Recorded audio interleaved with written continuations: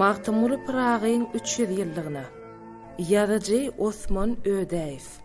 Magtymly Pıragy. Aşgabat Türkmen Döwlet Neşriýat Gullugy. 2014-nji ýyl. Magtymulyň pata goşgularyna, durmuş hakykady bilen şahyr hyýalatynyň arasyndaky çäk gitýär. Bu şeýle de bolmaly.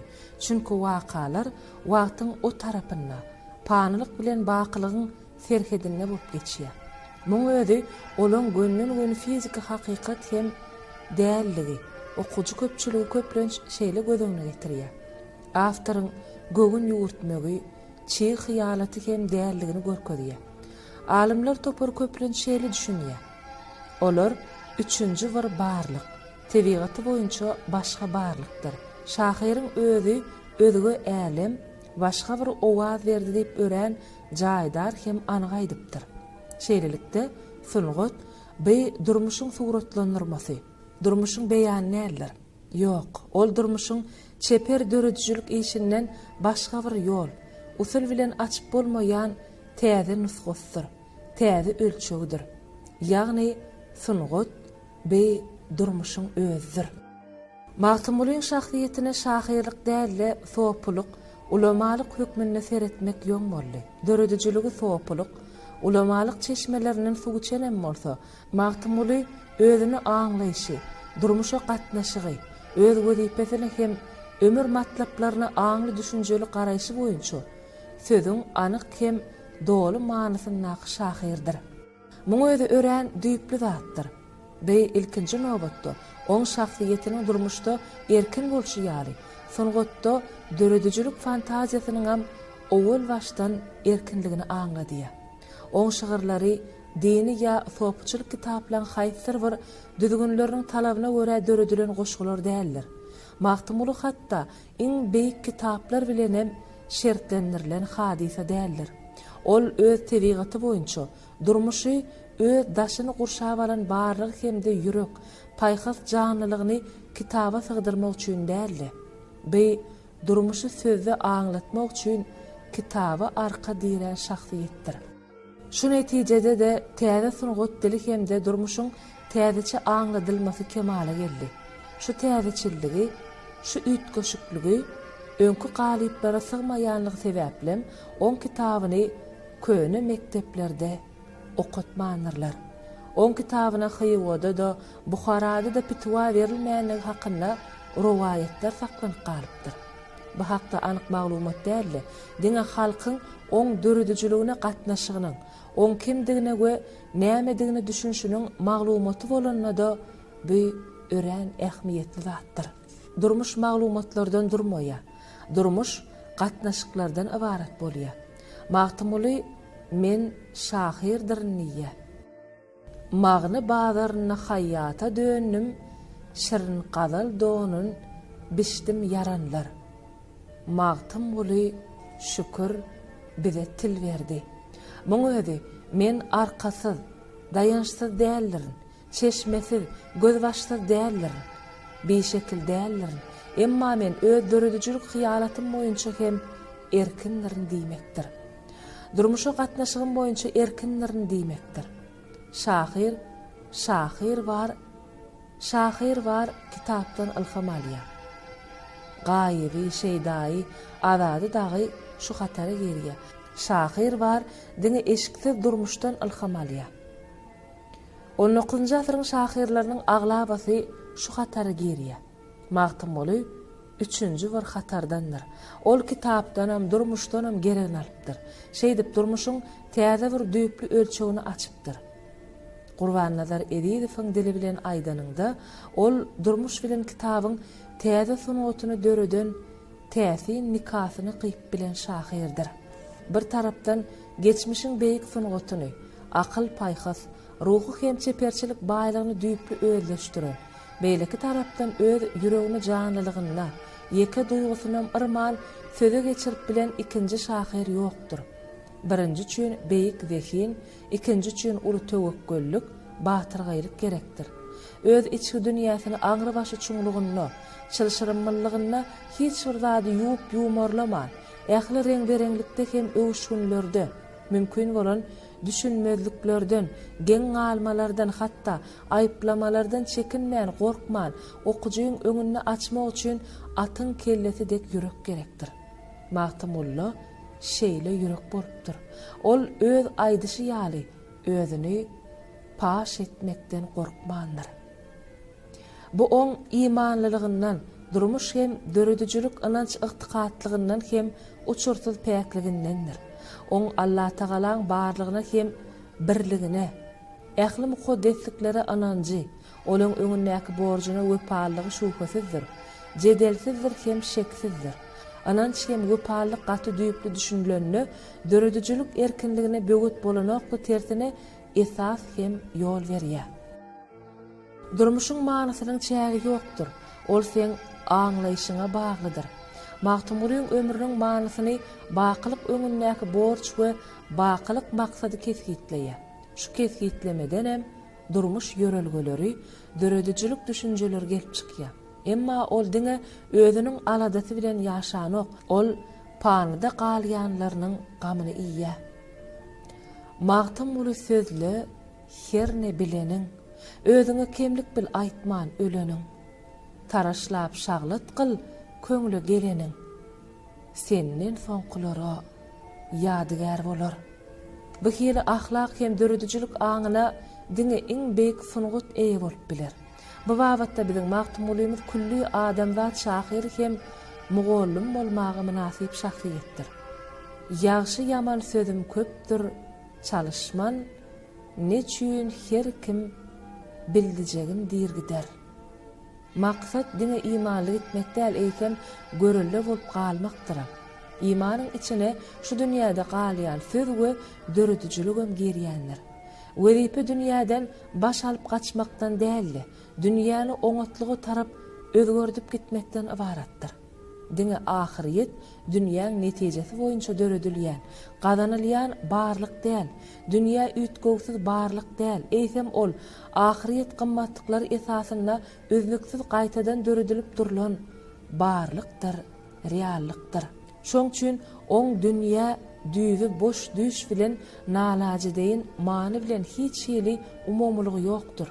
Ol adamyň ömrüni ruhy başlangyçlardan hem dowamatdan mahrum edýän çäkliligi, adam kiçeltmäge eltýän çäkliligi garşy gönükdirilendir.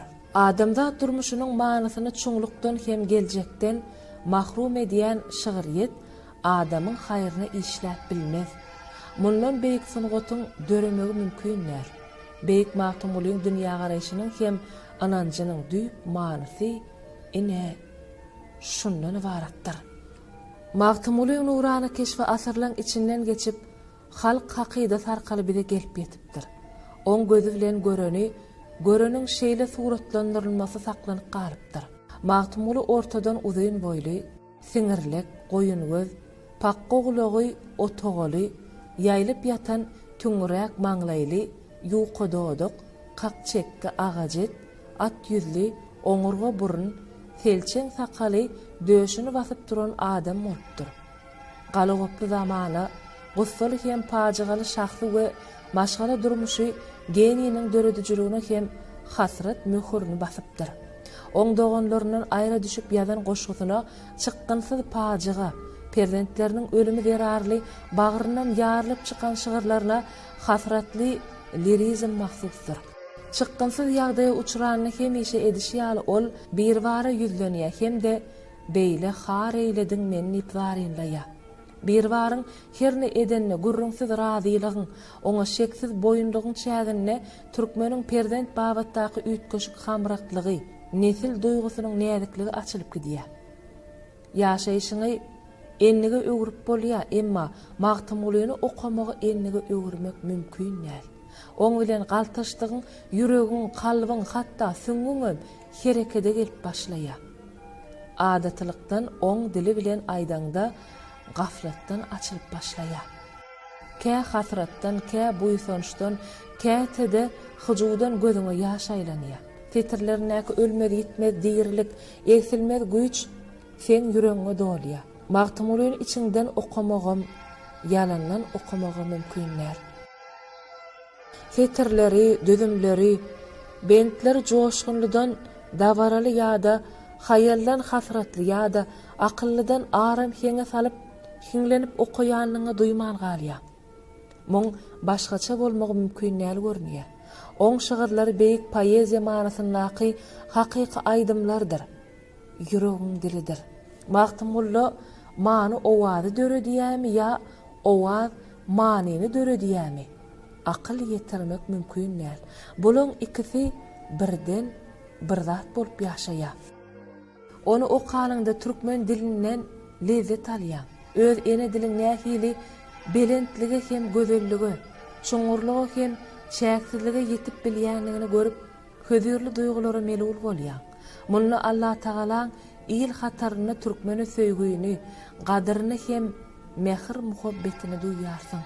Bir var magtymul üçin ýaşaýyşyň döredijiligiň hem sungatyň çeşmesidir.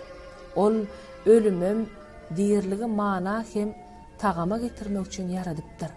Diýerlik bilen bilelikde ölüm ýaşaýyşyň bütew hakykatyny düzýär. Ölüm ýaşaýyşyň aňyrçägi däl. Magtymylyň teswirini ol ýaşaýyşyň täze, başga geljek açýanlygy bilen oňyn paýhasa laýykdyr. Ölüm diýerligi şöhlelendirýän gözgüdür. Diýerligiň ölüm gözgüsini şöhlelenmegini ýa-da diýerlikde kän ölümüň nämedigini görmek okuýgyny magtymly aşk diýip atlandyrýar. Bu maglumaty biz oň alaýtada bu derde şygyra arkaly açyp bilýäs. Diýerligi ölüm arkaly göz getirilýär. Çünki ölüm diýerligiň arka ýüzüdir. Şoň üçin ölümli dögüňden şikaýet etmek asylykdyr. Ýaşaýyşyň iki taraplayynlygy ýüz hem arka tarapdan ibaratdygy iki oşlukdan diňe aşka düşülenine aýan bolýar. Magtymylyň nesibesine düşen sopuçuluk dünýä görüşiniň baş aýratynlygydyr. Ýagny paradoksallıkdyr. Sopuçuluk paradoksalizmi magtymylyň ışk ýolun beýan edýän şygyrlar toplamynyň içinden erşargaç bolup geçýär. Ýaşaýyşy ışk arkaly duýuş özboşy çeper şahirany dili döredýär. Ol dil paradoksal dil. Şol sebäpli oňa dogry düşünmegiň şerti öz dünýä duýuşuňy, öz köňlüňi şol geňişlige çykarmakdyr. Şu şerti berja etmeseň, şahirin ışkyny düşünmek mümkin näl. Onu berja etmeden düşünmäge synaşmak owul başdan şowsuzlygy sebäp edilenler. Biziň iň oňat magtymulşynaslamyň işlerine şol şowsuzlygy görýärsiň. Näme sen galyp men uçdum yaranlar, içmeyen canım, gyzmaly boldum, sataşdym. Buluda gardy meni ýaly ajaýyp goşgularyny ol ışky ýoluny, ışk derdini şoňa mahsus dilde teswirleýär. Edebiýatçy alimlerimize anansaň hamala şahir ışkdan baş çykaryp bilmänmiş.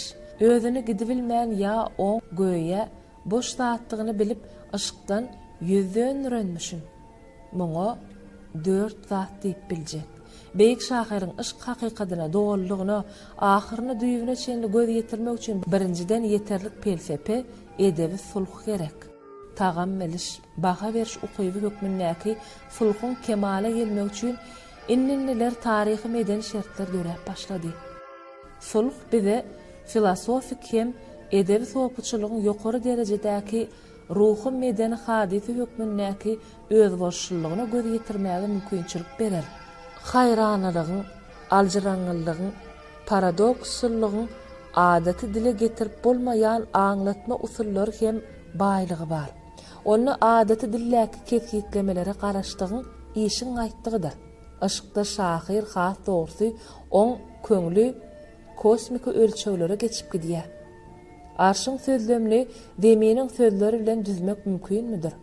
Laçynyň duýgularyny pışwagan depkinini aňlatmak mümkinmidir? İkinciden ýene bir zat. Akyl ýetirmek üçin diňe akylyň däl, eýsem ýüregim gerekdigini ikrar etmek ýetenok. Alyma akyldan başga ýüregim, ýazyja, şahira ýürekden başga akylym gerek. Ýürek duýgu alymy asgynjaň, hakykatdan sowu geçirýär. Akyl şahir üçin gerekmejek ýük diýen mif iň ziýanly hem biýakyl miflerdendir. Gep bulan haýsyr biriniň gerek däldigine dälle alim ya şahyr bolup ýaşaýşy açmakda olaň özara gatnaşygynyň dürli çödügünnedir. Edebi eser zat hökmünni, edil ösüp oturan agaç hökmünni duýmakdan ilmi akıl yetiriş başlanmaýan kadiýet.